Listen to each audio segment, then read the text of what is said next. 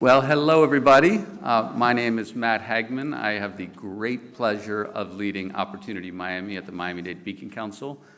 Thrilled that you're all here. Thank you for being here for what is really a really exciting morning here with our educational leaders of our community, our Academic Leaders Council. There are countless challenges that we in Miami have to confront, from affordable housing to public transit.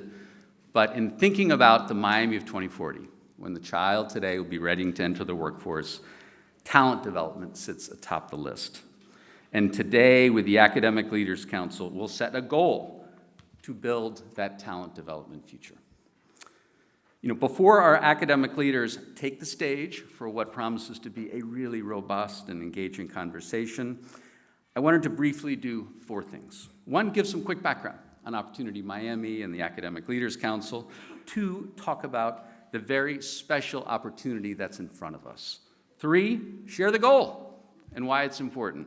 And 4, give you some context of where we are as we begin this journey together. So some quick background. It was a little more than 2 years ago, November of 2021, when we launched Opportunity Miami as the successor to One Community, One Goal at the Miami-Dade Beacon Council. The mission stayed the same, helping shape Miami's economic future, but the strategy evolved. We set our gaze on the Miami of 2040, when the child today will be ready to enter the workforce, and identified 3 areas critical to our economic future: driving entrepreneurship and innovation, becoming a leader in the transition to a sustainable net zero economy, and dramatically increasing talent development and inclusion. And it's on that 3rd and all-important part, talent development, that with the Academic Leaders Council, we have leaned in. The ALC is a remarkable institution, organization in our community. It comprises Miami-Dade College, University of Miami, Florida International University, Florida Memorial University, Barry University, St. Thomas University, and Miami-Dade County Public Schools, together educating more than 500,000 people across our community right now. We set 3 goals for ourselves with the ALC. 1, engage the community through a series of events, which many of you have been part of, which have been so much fun. 2, share our thinking on building our talent development future, and this is included in an essay series that each leader of the ALC participated in writing an essay on our talent development future that has been all compiled in a single volume called Essays on Our Future, which you can grab a copy on your way out. And 3rd, setting community-wide talent development goals. And that's what we're here to do today. On your chair, you find a report that's been put together with these goals, a first draft on this journey that we're on. And as you look at that, wanted to first say a big thank you to Rick Beasley and Career Source South Florida, our sponsor of this great effort. Rick, thank you so much. Also, a big thank you to Nicole Washington of Washington Education Strategies for authoring this report. We so appreciate it. Nicole, I think, is in Tallahassee right now, but I hope she hears us and knows how grateful that we are. Of course, Miami-Dade Beacon Council, and so many of my colleagues from Miami-Dade Beacon Council are here. Our ALC co-chairs, which includes the aforementioned Rick Beasley, Christine Barney, and Mayor of Miami-Dade County, Daniela Levine-Cava. So thank you all so much for your support as we've been on this journey together. And of course, a big thank you to our entire Opportunity Miami team, who are all around Mika and Amy and Suzette and Az and Gusto, who did the design and all of this. And so just enormously grateful to you all. So the opportunity that's in front of us. Talent development is so important because the future is so uncertain, right? The ability to adapt will be critical. And the places able to adapt will, in all likelihood, be the places with the most broadly educated workforce, right? Furthermore, education and talent development is among the most powerful tools to drive social mobility, as we all know. The more people with a good education, the more of a shot at a better life. For Miami, talent development is a primary way to shrink the wide opportunity and income gap that persists across the metropolitan area. And it also is so important for Miami because it presents a generational opportunity. The Miami metropolitan area, think about sort of the sweep of Miami's short history over the last 60 years, has become the most diverse international and cosmopolitan city in the United States, right? More than 54% of residents of Miami-Dade County were born outside the U.S. More than 8 in 10 residents in Miami-Dade County identify as Hispanic or Black. This has set the stage for a generational opportunity for our community. The opportunity to build a uniquely diverse, skilled workforce unlike any regional workforce in the hemisphere. Right? This can be the Miami of 2040. And it starts with, as we think about the goal, setting that North Star, a clear, specific, measurable goal that focuses efforts and stirs action. The solution we propose today, in which our ALC members and leaders will talk about shortly, is centered on achieving broad educational attainment across our community. Specifically, the metrics that we're focused on, the metric that we're focused on, is the percentage of adults in Miami-Dade County with an associate's degree or higher, right? So today, that number, as we sit here today, is 45.5% in Miami-Dade County. And this report, the ALC sets out a goal of 65% of Miami-Dade County adults having at least an associate's degree or higher by 2040. That is an increase of 20% over the next 16 years. Now, the focus of increasing the number of adult workers with an associate's degree has been something spearheaded by Lumina Foundation, one of the largest private philanthropies focused on education. And they launched a national campaign to get the entire country to 60%. And it was, of course, Lumina CEO. Thank you to President Pumariega and Miriam Borrego. It was Jamie Marasotis, the CEO of Lumina, who we had here at an Opportunity Miami Academic Leaders Council luncheon to talk about the importance of focusing on getting your community and getting as many of your adult population as you can to an associate's or higher. And why they and we have focused on this, on the percentage with an associate's degree or higher, because it directly correlates to income and prosperity. Right? For instance, according to the Florida College Access Network, the average associate's degree graduate earns more than $70,000 annually in comparison to a high school graduate on average of making a little more than $35,000. Meanwhile, some of the bachelors, it's almost up to $90,000, right? Greater Miami has made significant strides on this score in recent years. Miami-Dade has increased almost 8% over the last decade, going from about 38%, right, as we're approaching 46, going from 37.9 to 45.5. But the truth is, Greater Miami, we're behind, and we need to move faster. For some context, right now, the United States is at 54.3%. Florida is at 54.5%. Metropolitan of the Bay Area, San Francisco, Oakland, 61.3%. Greater Boston, 60.8%. Austin and its suburbs, 56.3%. The Atlanta metro area, 50.9%. Los Angeles, the greater Los Angeles, the whole MSA, 44.8%. So we're actually a little bit ahead of where they are. But the point is we need to do better, and we can. But furthermore, the point is that if we do better, like so many areas that across our community that have been transformed over the last 10, 20 years, this great opportunity is in front of us. Now, of course, there are 3 ways to build talent. 1, import it, right? And as we all, Miami is a place where people, we all come from so many of us come from someplace else. 2, nurture it from early childhood and education onward through our amazing public schools. And of course, as we'll hear more from Superintendent Dotres, here in Miami-Dade County, we have the 3rd biggest public school system in the entire country. And 3, of course, through upskilling and reskilling through adult learning. And as it happens, Greater Miami is doing really well in attracting educated workers, right? According to the latest census figures, 58% of people who moved to South Florida had an associate's or higher, right? But the 2 other areas are places the ALC has a direct and proximate impact. And the imperative in doing this is not just to improve the overall number of residents getting college degrees, in particular at least an associate's, but doing so in every neighborhood across the community. And in thinking about that, this highlights the need to both identify and remove barriers getting in the way of students and residents from getting their degree. This includes tuition and fees. It includes things such as transportation, childcare, and also just raising awareness about the educational opportunities that are available right now. And there are efforts underway.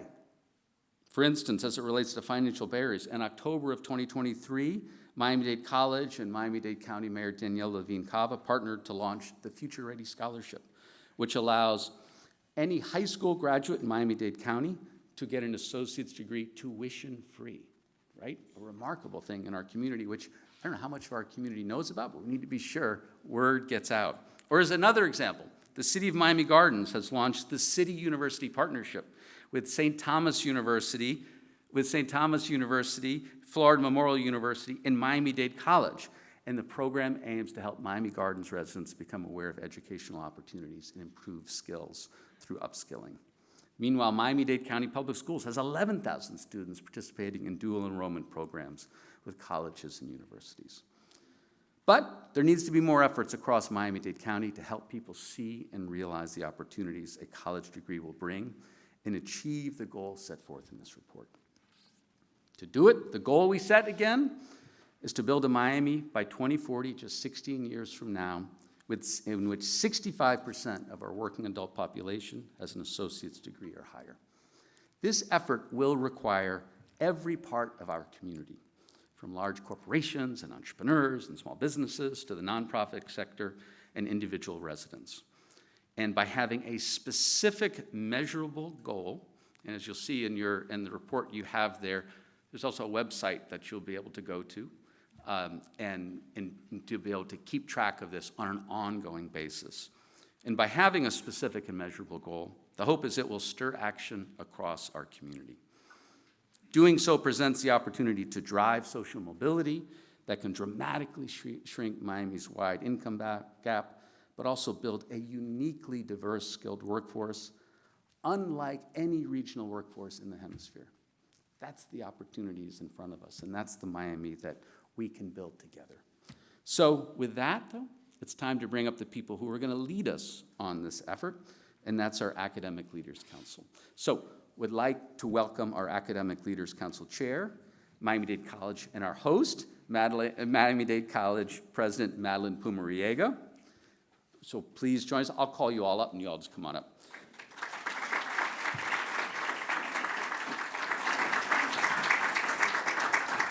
University of Miami President Julio Frenk.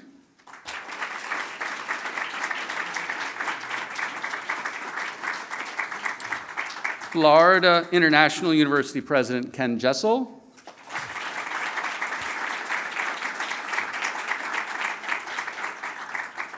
Florida Memorial University President Hardrick.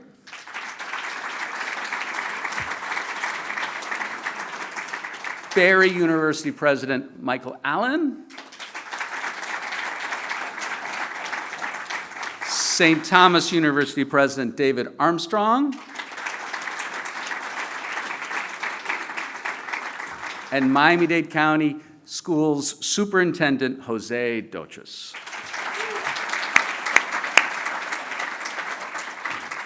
So you all were in for a treat. We get our educational leaders here unfiltered. President Pumariega will lead us in a conversation about our future ahead. President Pumariega. Thank you. Good morning, everyone. I think today, rightfully so, it's about Opportunity Miami.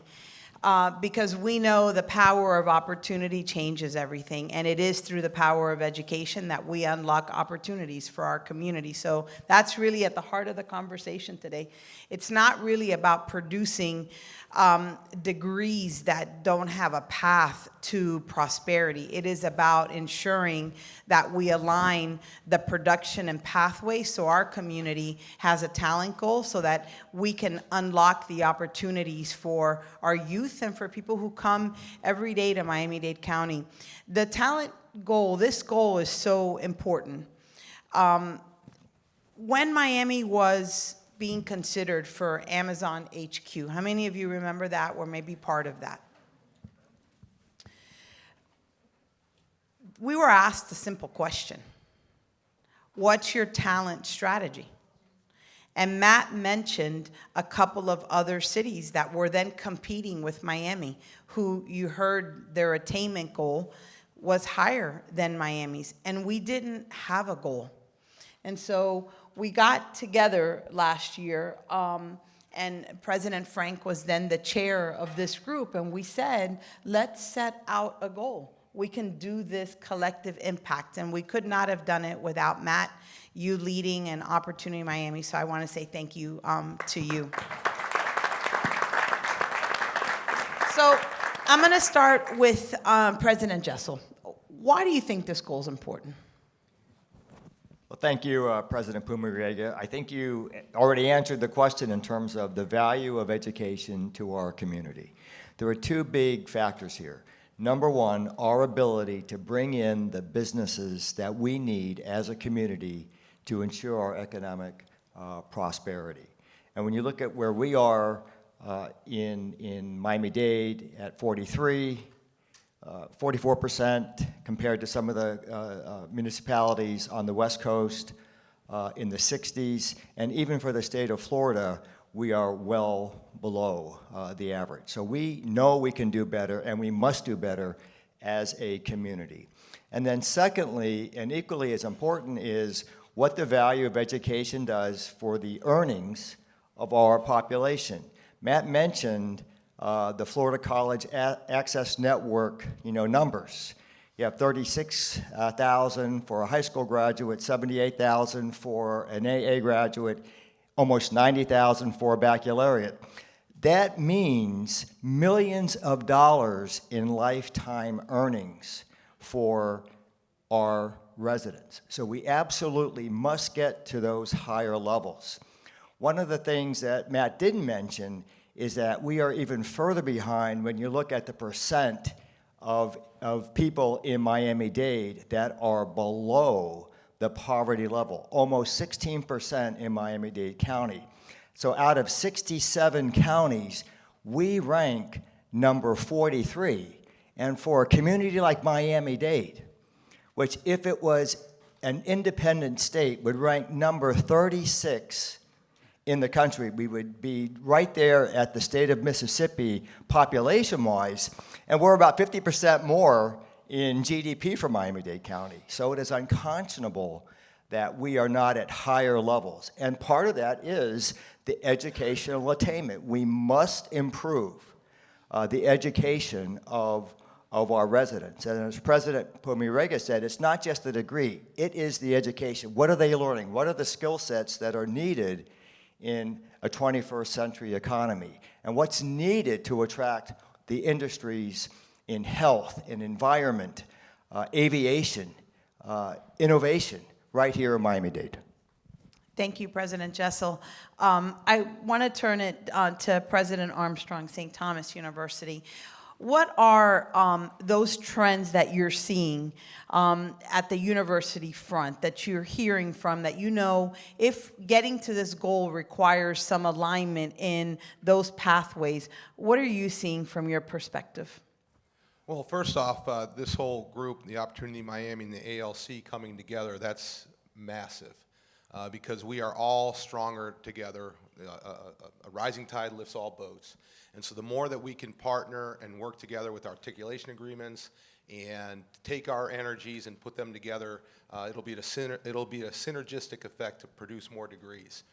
I also see out there that there's plenty of opportunities, not only in the degrees, which, as Dr. Jessell said perfectly, how much people can earn more in their lifetime, but we are also, all of us are looking at badges and certifications to, again, give our students a leg up. And so a person who earns a bachelor's degree at STU or Berry or FMU or anywhere, and then we add another badge to them before they go out to show the competency, okay, competency learning to the employer is going to be key, okay? Because again, if we're not serving the needs of the industries in our area, we're not doing our job. And so the partnerships with companies on the outside, partnerships with the educational institutions and the Miami-Dade School District is crucial to what we're going to do for the future. Thank you, President. President Hardrick, how important is community engagement in this? We've spent the last couple of years, in a sense, sharing a narrative that college isn't for everyone. And so while we know that potentially a 4-year university pathway that gets you in debt, $200,000 may not be, we know in a knowledge economy that the power of knowledge is going to unlock opportunities. How important is that community engagement, not only to FMU, to the community and to the goal? Thank you, Madam President and Chair. As it's been indicated, listen, it's a powerful thing when you get all of us as leaders here, educational leaders trying to drive change in our communities. The reality is that, as Dr. Armstrong indicated, listen, it's going to take all of us working together to continue to transform our communities. Many of us have and are certainly meeting the needs of various individuals. However, all of us bring our uniqueness to the table to make sure we are creating educational opportunities for everyone in our communities. That means not only offering the right degrees, that means also the certificate programs, reskilling, upskilling, and so on and so forth. We got to make sure that, or at least we have the responsibility to be sure that we are producing talent not only for today's workforce, but for tomorrow, as well as the organizations that are seeking to come to our communities. Not only that, so many, I can tell you in the area where we primarily serve, there are so many economically below the poverty line. And we know education is a great equalizer. So therefore, we have a responsibility to make sure we're creating opportunities for those individuals to come back, get the degrees, get the right certificates in order to improve themselves. And it's going to take all of us pushing and promoting this type of change or changes in our communities. Thank you, President. President Frenk, I want to turn to you because we have business leaders here joined with education leaders. And someone could say, of course, the Academic Leaders Council puts together an educational attainment goal. Duh, they want more people to go to college to help their enrollment. But we know that that isn't true. We know that education and talent is the new economic development currency. That you cannot speak about economic development and growth in a community without speaking about talent. And talent is defined by the education preparation of individuals that can meet the needs. Tell me and tell us, and especially our business leaders, how can business leaders help us get there as a community? What do we need from our business leaders? Thank you, Marilyn, and thank you for inviting me to this dialogue. You know, we are part of the community. We're not an ivory tower, certainly not in this community. The universities are very much rooted in the community, and businesses are very much part of the community. So we're part of the same ecosystem, the same society, a society that's facing huge challenges, but also enormous opportunities. As universities, we interact with the entrepreneurs and business leaders that create jobs and prosperity at 2 points that are critical. We do research that increases our understanding of the world around us, the natural and the social world, and at its best leads to innovation that then businesses take up in order to produce solutions for society's challenges. So we have that first fundamental interaction. We encourage our business leaders to co-invest with us in the production of knowledge and technological innovation at that part of our mission as a comprehensive research university. We don't think that our job and our duty to society ends when we publish a paper, although that's very important, but when we take the next step and actively translate the knowledge we produce as the main source of research in this country and around the world and take that knowledge that's produced and translate it into technologies and other forms of addressing problems. As we do that, we are also educating young people, and increasingly not so young people, because that's part of what we also need to do. And we are developing the workforce that's going to end up there. And if we do, and that's the other end where we need to connect with our business community. We need to listen to what are the needs, but those needs are not static. Those needs get shaped exactly by the first part of our mission. As we increase our knowledge and our innovation, we're changing the jobs. And in fact, the biggest challenge that our graduates have is they're graduating into the most dynamic labor market in human history.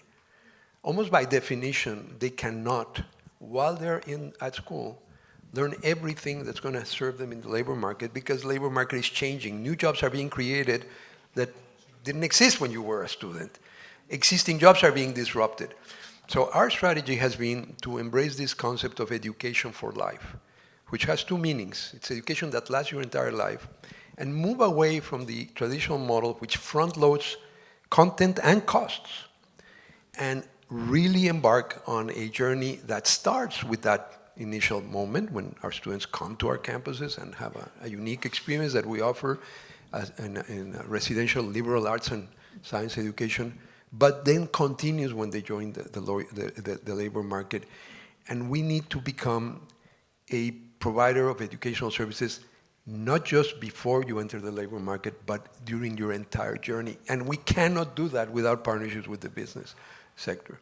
By the way, the second meaning of education for life is educating citizens, and citizens in the broad sense of the word, not the legal sense, people, members of the community who have a sense of their duties, not just their rights, also their duties to the community, who know how to improve social cohesion, who are able to engage in civil interaction and civic activity, who know how to disagree respectfully and elevate our public debate around controversial issues. That's the other thing. It's education for life, to prepare our students to lead meaningful, rewarding life where we give back to the communities from which we have risen. So those two parts of our mission, on the research and innovation and on the education part, require that we engage with the rest of the members of our ecosystem, very prominently our business communities.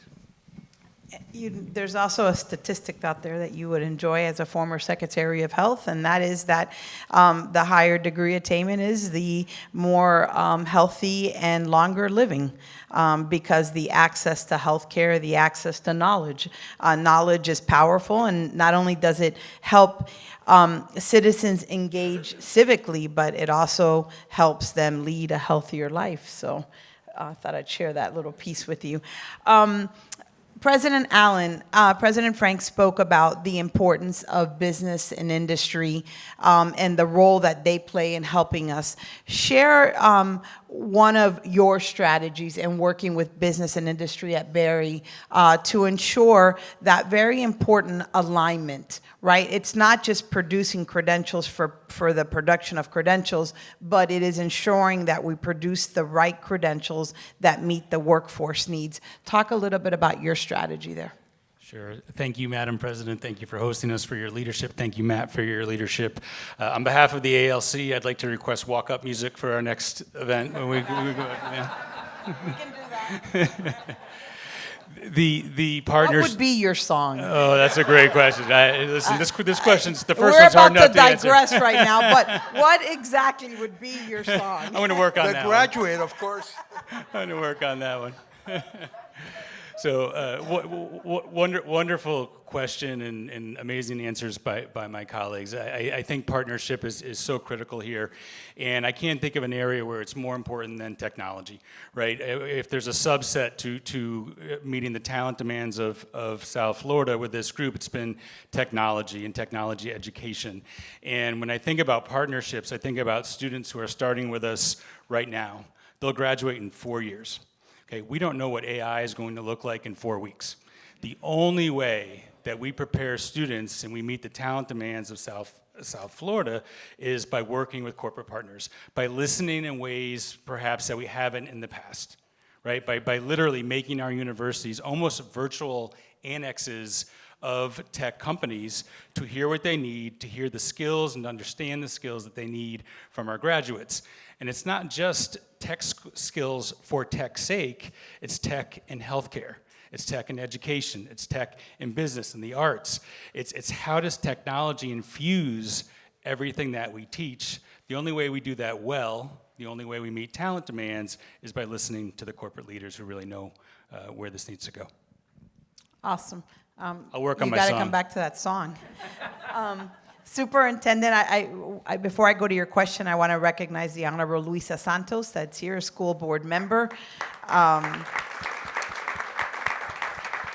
I want to say more important, proud alumni of Miami-Dade College, of the Honors College, which gave her the platform to head to Georgetown University and then come back and be a public servant. So congratulations, Luisa, on your success.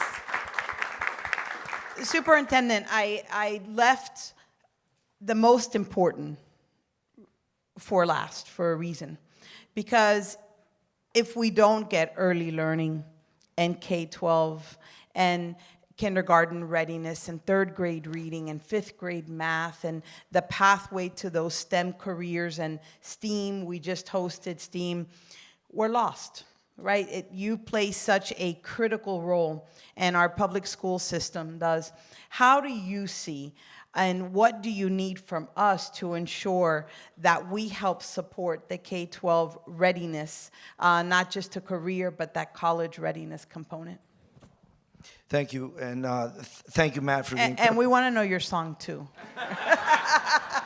Well, I'm the only non-president up here on this group, so I don't know what song it would be. Always an honor to be with these incredible people. But Matt, I just wanted to take a second to really recognize the incredible work that you've done in bringing us together and really organizing so many of these functions that are vital. Number one, the 65% goal really places me or the school district on an alert that we need to amplify the talent, the students that we will bring and escort into a college level opportunity. I think having a unified number really speaks to the effort that we have to do as a group. And in the school district, we are making every possibility, we're doing everything that we can to establish the strongest relationships possible with each of our universities. Because it is like, you said it, Frenk, it is about the journey of these students. And if that journey is not connected, then we lose some of them. And that's usually what we're worried about. So we are really trying to make sure that it's not only about graduating students from high school, but it's actually connecting them to the next step. And our ability to connect with each and every single one of you prior to their graduation becomes critically important. And so sometimes it comes down to behavior and action. I was a student, did pretty well, but I have to tell you honestly, my parents really did not know how to push me forward or assist me. And we have a lot of students out there that need additional handholding. And the opportunity, for example, that we have with Miami-Dade College regarding the associate's degree, right? Free of charge. I want to make sure that our students just don't finish high school and then start venturing into their journey of college. No. It has to start much earlier where we begin to make those connections. Literacy, being able to read by third grade cannot be more important. That sets the stage for their future success. And we're working a lot on that.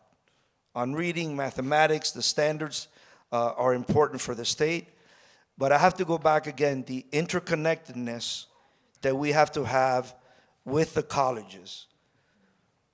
from the get-go are important. We're doing more dual enrollment than ever before. And I'm glad to say that we have partnerships with every single university up here. The latest one, Barry, is coming on board, 24-25.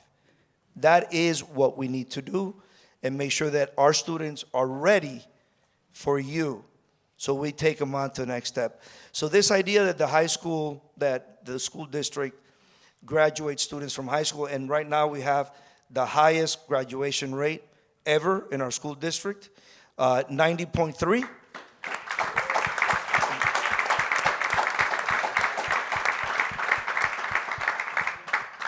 But our responsibility is to take them to the next step and really work with the universities so we keep a sustainable journey through college or through industry certification. And one thing that we're doing also is we have to tap into adult learners. Sometimes Miami-Dade Public Schools is just seen as a K-12 institution. We have a large number of adult learners that enter into our technical colleges. And some of them are not, sometimes even the word adult ed is a little bit not reflective of what some of these adults are coming into our adult centers for. Many of them are educated.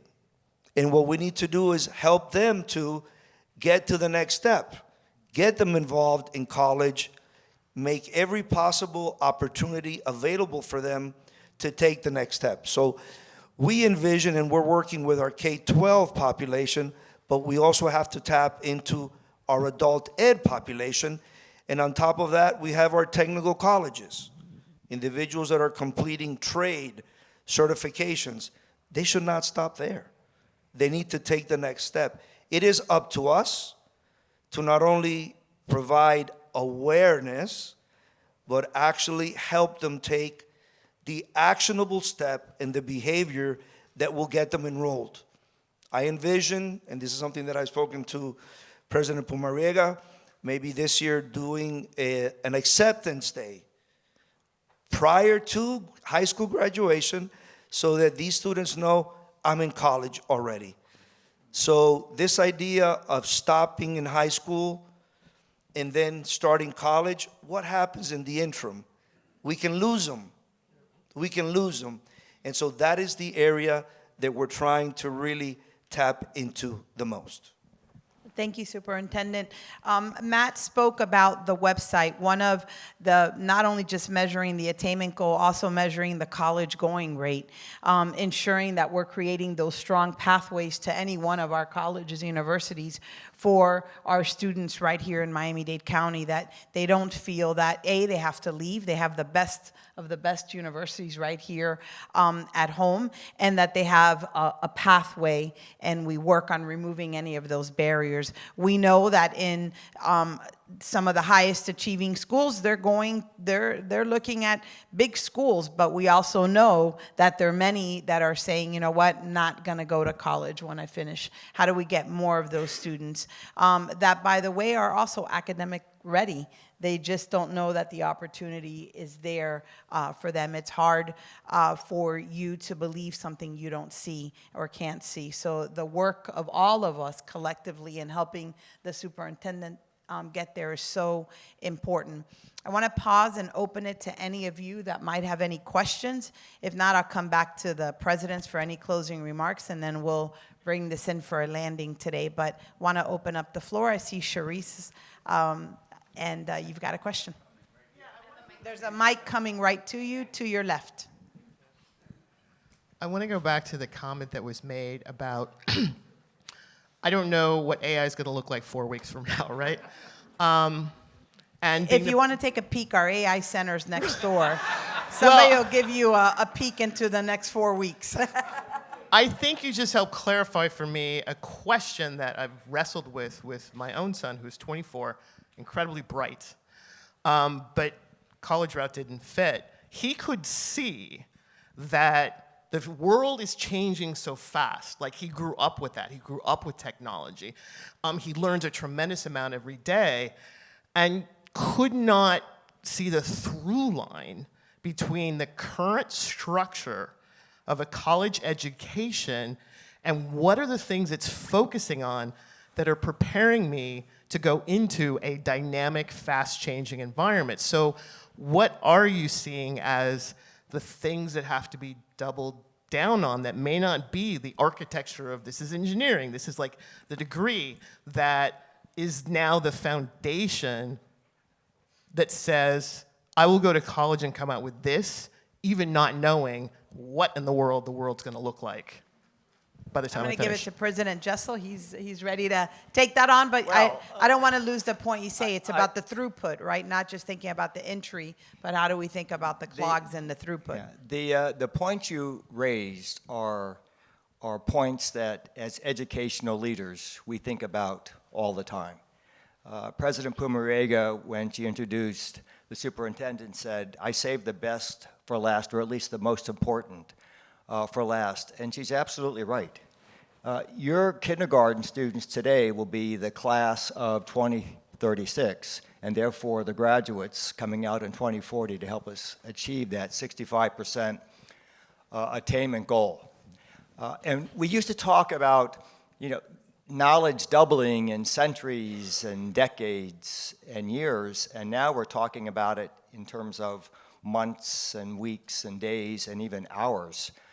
So we have to make sure that we have students that are those critical thinkers, those problem solvers, because the problems of today are not going to be the same problems in the future. So that is always a balance, for us. How do you make sure that your graduates have the skill sets they need in the short term as well as the long term? And President Frenk mentioned, we have to have that innovation, and that innovation is coming from people that are thinking about problems and thinking about ways to solve those problems. So we have to have those skills, and the superintendent talked about the oral and written communication skills, the math skills, the science skills. Those must be at the forefront of our educational system, and every report that looks at student success and earnings talks about how much more you get when you are you're proficient in math and proficient in science and proficient in communication. So yeah, you ask very, very good questions, and we're working together. And just one other point, you don't have to go into $200,000 worth of debt. You can get an outstanding education right here in Miami-Dade County with outstanding educational institutions. In some cases, you walk away with cash. And in other cases, your incremental earnings are going to more than cover the small investment that you have to make. And we do have to communicate that to people, because a lot of families, a lot of students feel that they don't have the opportunity because they can't afford it. And that should never be an answer that we are satisfied with. The zip code of birth should not define your ability to achieve the American dream. Absolutely. And so many in our community and in all of our colleges are first-generation college students, right? They'll be the first in their families to graduate. So when the headline is about student debt, they think that that's their only path for them too. So we have so much more information to keep providing. Any other questions from the audience? We've got two questions, one right there, and then we'll come over. Hi, my name is Christina, and my question is more towards how are you competing, traditional universities, how are you competing with already corporate companies that are developing and doing this talent development with nano degrees? They are saying, this is what we need now, we're not seeing it in the universities, let's go ahead and just train them ourselves. It's cheaper for us, they are loyal to us, and it's a win-win. So how are you planning to compete against that? That is my question. It's a great question. And we talk about this as the ALC, but I've said that education technology is the biggest disruption to higher education. And it is really at the forefront of companies taking it into their own hands to meet their talent needs, thinking we're a little too slow to market, right? and I'm going to have one of the presidents take this, but I'm going to also go back to what the superintendent said, the importance of the reading and writing. You know, we just met with a group that does their own apprenticeships. 60% of their apprentices are not finishing because they don't have the basic math skills to be able to finish that apprenticeship program. So these industry certifications and even these tech companies taking this on, you know who will achieve in those companies? Sometimes somebody already has a bachelor's degree. So they're happy to take you when you have a bachelor's degree and then overlay their certifications or their nano credentials. But hard for them to achieve taking a high school student who maybe graduated with a 2.9 or a 3.0 and get them to that level. They're still expecting this foundational education. In our AI program, the average age of everyone in that program is 44. It's second careers. And who's achieving in there are those that are coming with another credential, and they're leveling up. So we are in a knowledge economy. I don't think that we can microwave talent. We're going to need to be slow, methodical, strategic, and then we're going to have to be open to educational technologies and business partners that maybe get to market faster. How do we then take that credential that employer just gave and crosswalk it to a credential at the college? And an example of that, University of Miami, FIU, Miami-Dade College, we partnered with SoftBank. Correlation One provided a very in-depth training on data analytics to founders. When they completed, they earned college credit at each one of our institutions. Our faculty recognized that what they were learning was equal to what they would have learned in the classroom with us, and said, you know what, that's these 4 classes, and then given them credit. I think it's a two-way street, and we're going to have to be nimble enough to do that and work with partners. And I'll open it up to any of my colleagues that want to add to it. I think that trend, which is one of several, really structural disruptions that are happening. We haven't spoken about the demographic shift that's going on. For the first time in human history, we're facing an inverted population pyramid. There are more older people than younger people, but the older people are also reaching not just older ages, but are doing so healthier. So this idea, the traditional idea of a 3-stage life where you learn, you work, you retire, is going to go out of the window. We're going to have a much more flexible career path, a multi-stage life. The other is that a critical function of universities has been to certify knowledge and provide signals to the labor market about the competencies of people so that then those interactions can happen more efficiently. But as you said, some employers are doing that. That's the way it used to be, by the way. Universities were created to provide independent certification because there's more than the specific, immediate, short-term needs or skills that you need to develop. Having said that, I think it's a trend that we need to take super seriously, and it is up to us to take that disruption in our hands and actually lead it, embrace disruption, not just be reacting to disruption. So, for example, let me give you a concrete example to be very brief because we don't have that much time. We started, as a result of all of those trends, a 3-year Bachelor of Science in Innovation, Technology, and Design. And it's not 3 years because it's 25% less content. It's 3 years because it's a completely different pedagogy. And the first item, because it is about innovation, technology, and design, is that from day one, the students get placed with companies. We don't wait until you get, your 4 years and then you do an internship at the end, or on your second summer you do an internship. You start from day one through immersive experiences which only companies in the tech space, in this case, can provide. Then they come to the classroom to develop the concepts and theories that explain what they are seeing in the workplace. And it's a much more fluid dynamic. It's super hard. It's right now an experimental program, a pilot program. We're going to evaluate it. But, it has 2 virtues. One is the pedagogy is different. I believe, our hypothesis is that they are going to actually be better prepared than the traditional 4-year students. The other thing is you reduce the opportunity cost of being in school. That's the cost you reduce by 25%, not just the tuition. The really important cost is that you enter the labor force already familiar, already having had that experience. And we're doing that in partnership with tech companies. I call this in the little book that you will get in my essay, meta-innovation. We innovate education to educate innovators. So it's the innovation of the innovation machine that education ought to be. So all of those disruptions really need to force us to start thinking of the way we conduct our business. I know universities are hard to change because, you know, we have universities that are 400, 800 years old, and they keep doing the same thing.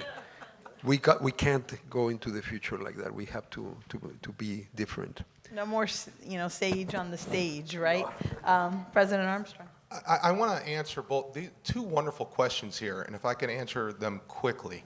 Your son, the question your son is asking is a question that everyone's asking. What's the major I should take to be successful in the future? And that question was asked to the top 500 CEOs in the world, and the answer came back, no major. Learn to be a thinker. Okay, learn how to write well, read well, think critically, okay, think analytically, and make ethical judgments with integrity. Okay, so Thomas Friedman, The Age of Acceleration, all these majors that we have are going to be changed in 2 years, now with AI, maybe even a year. And so it's being a great thinker. Now, working with the businesses, that's where the rubber meets the road. We have to produce these great thinkers, but then we have to also provide the talent. And so at St. Thomas University, we've made experiential learning a requirement for graduation. So a mutual benefit with those businesses, and I was in the president in Kentucky at the time, and somebody said that had the same kind of question. They said, hey, higher ed's not doing what it's supposed to do for our business.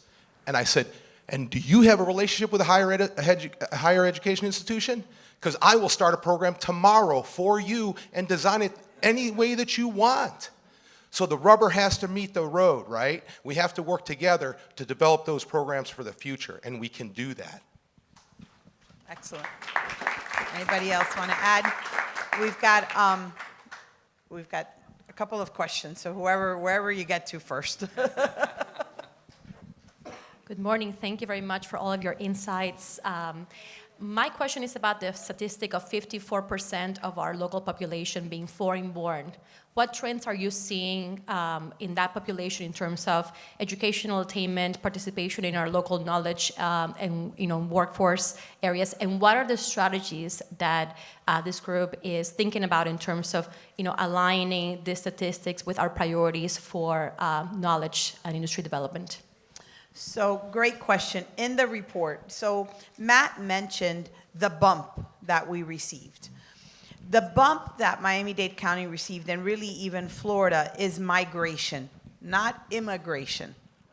Migration. We in Florida and in Miami-Dade County attract educated people.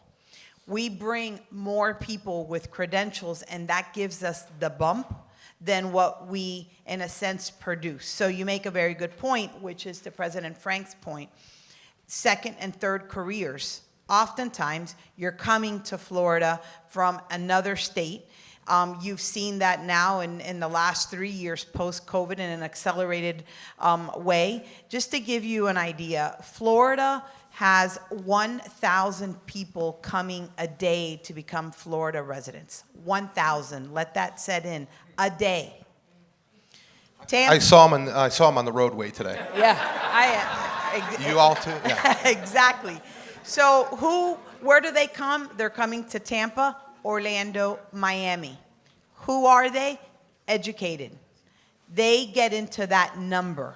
So that's why having multiple strategies, the key partnership with K-12 in our own production. So on average, the superintendent at that 90% graduates 24,000 high school seniors. Of those 24,000, the number that go to college, and how do we continue to increase that number? That gives us production.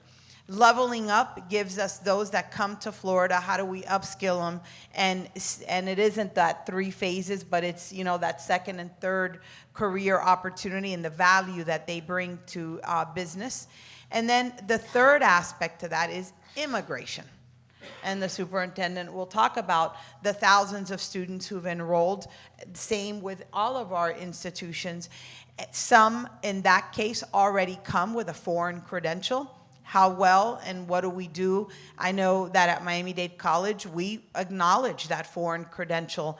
Dean Concepcion is nodding her head because in the teacher shortage, we've had those individuals that already come with a credential and getting them into the Educator Prep Institute so we can get them in front of a group of students in the classroom. And so I think those are the different strategies that we see, but migration plays a critical role to the study, and you'll see that there in terms of we are in a position that we are attracting individuals with those credentials already to Miami-Dade County specifically, and I'll turn it to any of my colleagues if they want to add anything else. So let's go into the immigration side, right? So last year, we had over 22,000 students new to the country that we had to take in. And we are in a fortunate situation. Miami-Dade has expertise in working with students that are newcomers. But the approach is not only on the student. One thing that we learned and that we're capturing is that when students enter into our school district, what about their families? What about the mother and the father? So typically, in the past, when a student came in, newcomer, so that's what we like to call them, we would register them, and we only focused on the student. Now, part of the registration packet includes all of these other programs that are immediately available to their parents via either our adult ed centers or our technical colleges. So the idea of educating, upskilling, and creating awareness for the family, for the nucleus, becomes really important. Sometimes we have this image that these waves of immigrants are not educated. Not the case. Many of them, and that's one thing when I visit schools, I tend to ask the teachers, how are they academically prepared? And you do not hear this, oh, they're way, way behind. There are students that are coming in with multiple layers of academic preparation, and we cannot see them all in this deficient lens. Many of them is just a matter of the language. But how do we insert ourselves in making sure that we provide continuity for the rigor that they need in terms of science and math? And sometimes it is a transition period of making sure that these content areas are supported by home language instruction. Unlike they do need English, but let's make sure that they don't lose the content knowledge that they carry with them, so that then these students can be really high academic attainers. And you'll see them remarkably within a year. Some of these students end up being incredibly able and are really doing dual enrollment, getting involved, graduating with their associate's degrees with a beautiful accent. Because what are we doing? We are capitalizing on their talents. And again, I keep saying, and the businesses are so important for the school district because we need to understand how to adjust and revise our programming. We do more and more innovative programs now based on student choice and based on parental interest. Because otherwise, these tracks, as President Armstrong was saying, students no longer are seeing tracks. So what I see is just get the degree and enter into whatever it is that you're interested in. And so it's interesting. I wanted to go back to your question that was really good. One thing that we're trying to do also is from our standpoint, in terms of the technical colleges, we should be a source of educating employees in the businesses.